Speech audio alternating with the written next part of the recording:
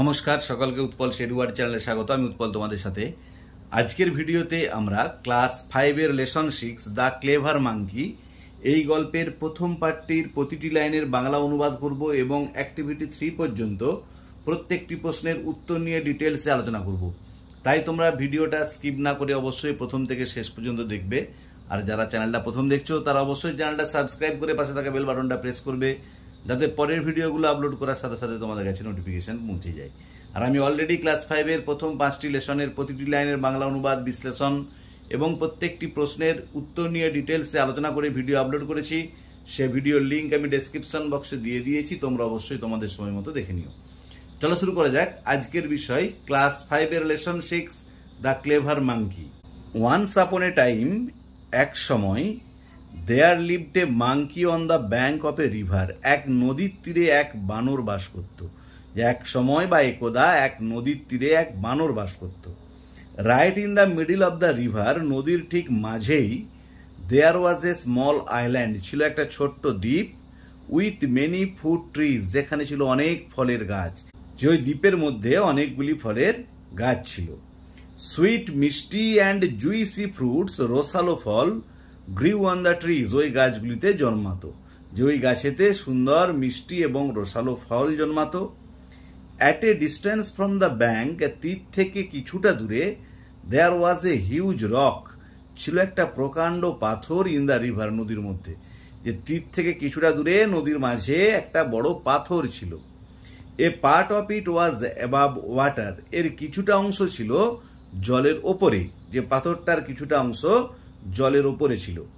One day, একদিন, attracted by the delicious fruits, ওই সুস্বাদু ফলের দ্বারা আকৃষ্ট হয়ে, ডেলিশিয়াস মানে সুস্বাদু, আর অ্যাট্রাক্টেড মানে তোমরা জানো আকৃষ্ট হওয়া, যে ওই সুস্বাদু ফলের দ্বারা আকৃষ্ট হয়ে, the monkey jump to reach the rock, বানরটা লাফিয়েছিল পৌঁছানোর জন্য ওই পাথরটাতে, যে লাফ দিল যাতে ওই পাথরটায় পৌঁছাতে পারে।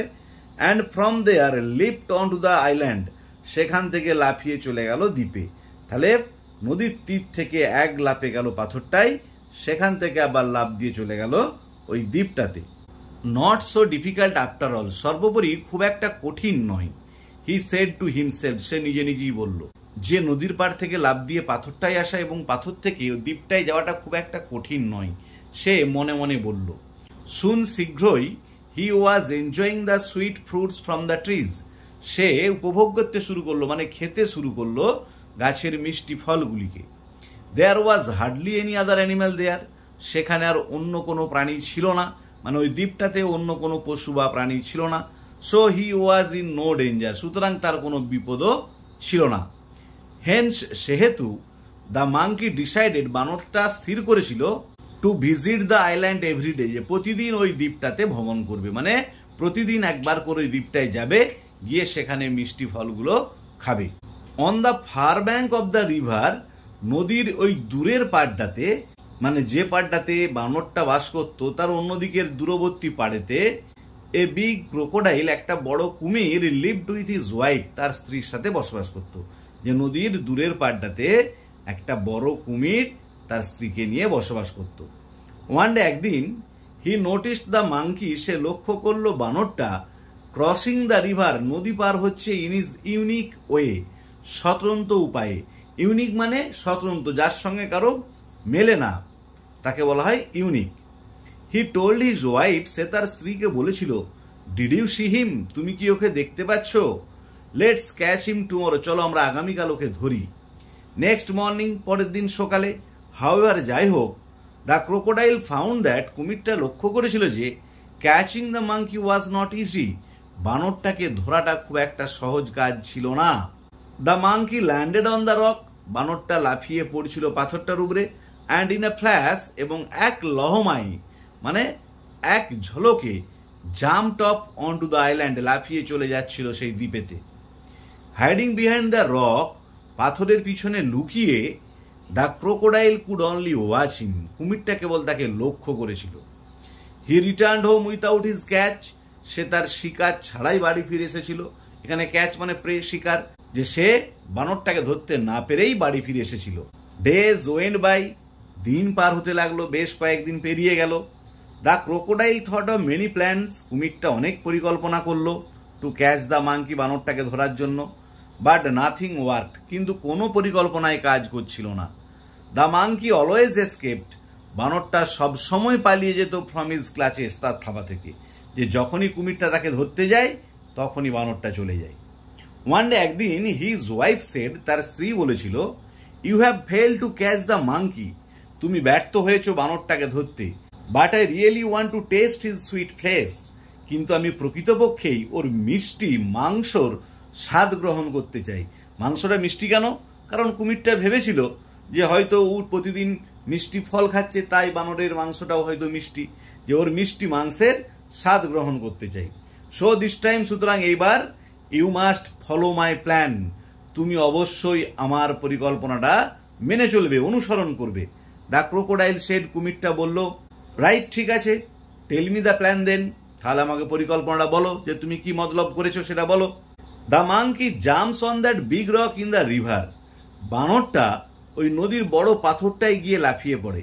শেড দ্য ওয়াইফ, কুমিরের স্ত্রী বলল, you must lie still on the rock, তুমি অবশ্যই শুয়ে থাকবে ওই পাথরটার উপরে। When he jumps upon you, যখন সে তোমার উপর ঝাঁপ দেবে, যখন লাফাবে, thinking you to be a rock, তোমাকে পাথর মনে করে, you can catch him easily then, তখন তুমি খুব সহজেই তাকে ধরতে পারবে, যে অত দূর থেকে বুঝতে পারবে না যে পাথর না ওটা কুমির। তাহলে যখনই এসে তোমার গায়েতে লাফ দেবে, ঝাঁপিয়ে পড়বে, তখনই তুমি তাকে ধরে ফেলবে। হোয়াট অ্যান আইডিয়া, কি সুন্দর ধারণা, কি সুন্দর একটা পরিকল্পনা। I will get him tomorrow for sure, আমি নিশ্চিত আগামীকাল ওকে ধরবো। Said the crocodile with joy, কুমিরটা আনন্দের সঙ্গে বলল। দেখো, তাহলে আমরা এতক্ষণ ক্লাস 5-এর লেসন 6 দ্য ক্লেভার মাঙ্কি এই গল্পটির প্রথম পার্টির প্রতিটি লাইনের বাংলা অনুবাদ করলাম। এবারে দেখো, ওয়ার্ড্রোবে কয়েকটি ওয়ার্ড দেওয়া আছে, তার মিনিংগুলো দেখে নাও। ডেলিসিয়াস মানে ভেরি টেস্টি, খুবই সুস্বাদু। ইউনিক মানে ওয়ান অফ ইটস কাইন্ড, স্বতন্ত্র, যার সঙ্গে কারো ম্যাচ করে না, মিলে না। এসকেপ্ট মানে গট অ্যাওয়ে, পালিয়ে যাওয়া। ফ্ল্যাশ মানে এ স্প্লিট মোমেন্ট, একদম একটা ক্ষণিক সময় যেটাকে বলা হয়। ক্লাচেস মানে টাইট গ্রিপ অর হোল্ড, শক্ত থাবা। এরপরে দেখো অ্যাক্টিভিটি 1, অ্যাক্টিভিটি 1-এ কি বলা আছে, অ্যান্সার দ্য ফলোয়িং কোশ্চেন্স, নিচের প্রশ্নগুলোর উত্তর দাও। দেখো, আমি তোমাদের সুবিধার জন্য উত্তরগুলো লিখে দিয়েছি, একটু দেখে নাও। এটা আছে, where did the monkey live, বানরটা কোথায় বাস করত? দেখো উত্তর হবে, the monkey lived on the bank of a river, বানরটা বাস করত এক নদীর তীরে। আবার বলছি উত্তরটা, the monkey lived on the bank of a river. বিয়েটা দেখো, why was there no danger for the monkey on the river island, কেন ওই নদীর দ্বীপে কোনো বিপদ ছিল না বানরটার জন্য?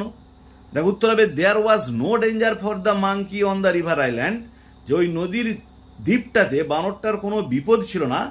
বিকজ, কারণ, there was hardly any other animal there, সেখানে অন্য কোনো পশু ছিল না। আবার বলছি, there was no danger for the monkey on the river island because there was hardly any other animal there. সেটা দেখো, what was so attractive to the monkey, বানরটার কাছে কোনটা খুবই আকৃষ্ট ছিল? দেখো, সুইট অ্যান্ড জুইসি ফ্রুটস, মিষ্টি এবং রসালো ফলগুলো, were so attractive to the monkey, ছিল বানরটার কাছে খুবই আকৃষ্ট। আবার বলছি দেখো, sweet and juicy fruits were so attractive to the monkey. এবারে ডি এটা দেখো, কি বলা আছে, where did the crocodile live, কুমিরটা কোথায় বাস করতো?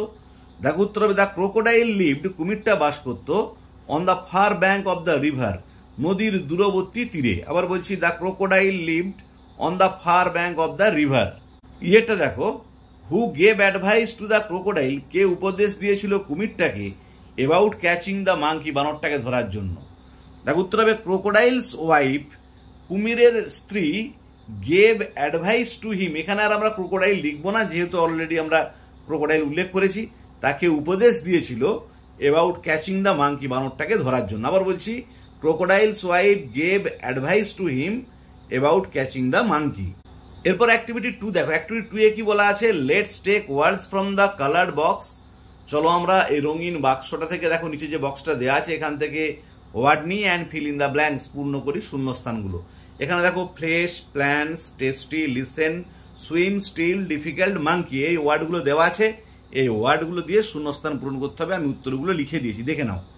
এটা আছে, the trees on the island had dash fruits, যে ওই দ্বীপের গাছগুলোতে ছিল, উত্তর হবে টেস্টি ফ্রুটস। বিয়েটা দেখো, দ্য মাঙ্কি ফাউন্ড দ্যাট, বানরটা দেখেছিল যে crossing the river was not very, নদীটাকে পার হওয়াটা ছিল না খুবই, উত্তর হবে ডিফিকাল্ট, কঠিন। সিয়েটা দেখো, the crocodile made many dash to catch the monkey, কুমিরটা অনেক ড্যাশ করেছিল বানরটাকে ধরার জন্য, উত্তর হবে প্ল্যানস, পরিকল্পনা করেছিল। ডিয়েটা দেখো, দ্য ক্রোকোডাইল উড লাই, কুমিরটা শুয়ে থাকবে ড্যাশ অন দ্য রক, পাথরটার উপরে, উত্তর হবে স্টিল, স্থির হয়ে শুয়ে থাকবে। ইয়েটা দেখো, the wife of the crocodile wish to taste, কুমিরের স্ত্রী স্বাদ গ্রহণ করতে চেয়েছিল ড্যাশ অব দ্য মাঙ্কি, বানরটার ড্যাশ, উত্তর হবে ফ্লেশ, কাঁচা মাংসের। তাহলে প্রথমেরটা হলো টেস্টি, বিয়েরটা হলো ডিফিকাল্ট, সিয়েরটা হলো প্ল্যান্স, ডিয়েরটা হলো স্টিল, ইয়েরটা হলো ফ্লেশ। এরপর অ্যাক্টিভিটি 3 দেখো, অ্যাক্টিভিটি 3 এ কি বলা আছে, let's match the words in column A with their meanings in column B, যে এ কলামের ওয়ার্ডগুলোর সঙ্গে অর্থের মিল করো বি কলামের ওয়ার্ডের। এখানেও আমি তীর চিহ্ন দিয়ে দেখিয়ে দিয়েছি, তবু বলে দিচ্ছি, একটু দেখে নাও। অ্যাট্রাকটিভ মানে হচ্ছে চার্মিং, আকর্ষণীয়। ইউনিক মানে হচ্ছে ওয়ান অফ ইটস কাইন্ড, স্বতন্ত্র, যার সঙ্গে কারো মেলে না। আইল্যান্ড মানে হচ্ছে a piece of land with water on all sides, যে এক টুকরো জায়গা বা এক টুকরো জমি যার চারদিকটা জল দিয়ে ঘেরা। ডেলিশিয়াস মানে হচ্ছে মাউথ ওয়াটারিং, মুখে জল আনার মতো জিনিস, মানে যেটাকে সুস্বাদু বলা হয়। আর স্টিল মানে নট মুভিং অ্যাট অল, যেটা আদৌ নড়ে না, স্থির। তাহলে আজকের ভিডিওতে আমরা ক্লাস 5 এর লেসন 6 দ্য ক্লেভার মাঙ্কি এই গল্পের প্রথম দুটি পাতার, অর্থাৎ পেজ নম্বর 62 এবং 63, এই দুটি পাতার প্রতিটি লাইনের বাংলা অনুবাদ করলাম। তার সাথে সাথে অ্যাক্টিভিটি 1 থেকে অ্যাক্টিভিটি 3 পর্যন্ত প্রত্যেকটি প্রশ্নের উত্তর নিয়ে ডিটেলসে আলোচনা করলাম। ভিডিওটা ভালো লেগে থাকলে অবশ্যই লাইক করবে, কমেন্ট করবে এবং বন্ধুদের মধ্যে শেয়ার করবে। ভালো থেকো, ধন্যবাদ, দেখা হবে পরের ভিডিওতে। আর আমি ক্লাস 5 এর প্রথম 5টি লেসনের ভিডিওর লিঙ্ক ডেসক্রিপশন বক্সে দিয়ে দিয়েছি। এছাড়াও আর্টিকেলে ব্যবহার, প্রিপোজিশনে ব্যবহার, বা তোমাদের যে বেসিক্স গ্রামারগুলো আছে, নাউন, প্রোনাউন, অ্যাডজেক্টিভ, ভার্ব, এসব নিয়ে তার লিঙ্কও ডেসক্রিপশন বক্সে দিয়ে দিয়েছি। তোমরা অবশ্যই তোমাদের সময় মতো দেখে নিও। ভালো থেকো, দেখা হবে পরের ভিডিওতে।